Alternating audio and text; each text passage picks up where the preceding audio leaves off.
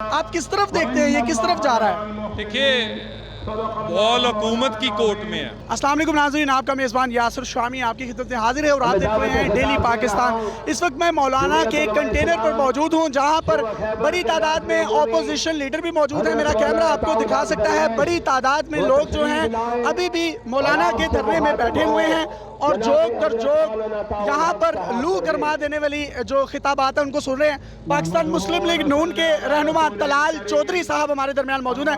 طلال بھائی بہت شکریہ ڈیلی پاکستان کو ٹائم دینے کا۔ آپ مجھے بتائیے گا، آپ اس دھرنے کو 48 گھنٹے کا الٹیمم دیا گیا، اب وہ 24 گھنٹے تقریباً ختم ہونے والے ہیں، آپ کس طرف دیکھتے ہیں یہ کس طرف جا رہا ہے؟ دیکھیے بال حکومت کی کوٹ میں ہے۔ یہ موب اگر مولانا اس کو نہ روکے تو اسلام آباد کی کوئی فورس یا انتظامیہ نہیں روک سکے گی، اور عمران خان صاحب نے اور ان کی ٹیم جو اس ہٹ درمی پہ قائم ہے کہ وہ استعفے پہ بات نہیں کریں گے، وہ اپنے لیے مسائل کھڑا کر رہے ہیں۔ انہیں بات کرنی چاہیے اور سوچنا چاہیے، اگر وہ عزت سے آئے نہیں ہیں تو کم از کم عزت سے چلے ہی جائیں۔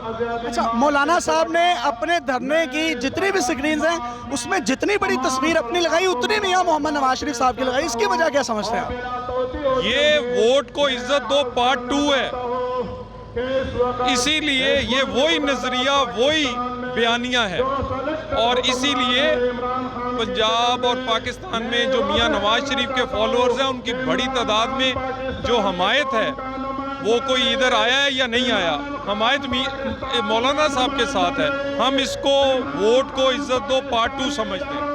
اچھا، مولانا صاحب یہ کہتے ہیں کہ اگر عمران خان نے استعفیٰ نہ دیا تو میں واپس کسی ڈیل کی صورت میں نہیں جاؤں گا، اگر استعفیٰ بھی نہیں آتا، دھرنا بھی نہیں ہوتا تو سر کیا ہوگا؟ دیکھیے اس عوامی موب کو آپ اگنور نہیں کر سکتے، یہ کوئی نہ کوئی رزلٹ لے کر آئے گا۔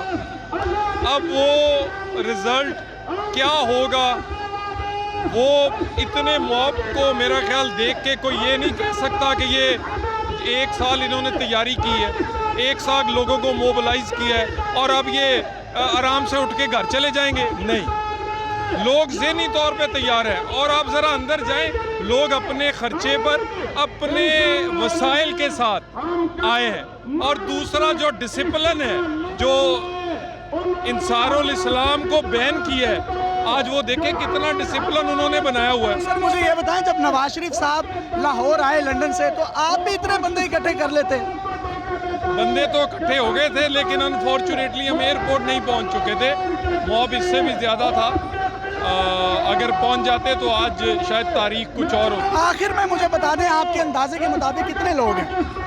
یہ ہزاروں نہیں ہیں، یہ لاکھوں میں ہی ہے۔ بہت شکریہ، طلال چودھری صاحب ہمارے درمیان موجود تھے، رہنما ہیں مسلم لیگ نون کے۔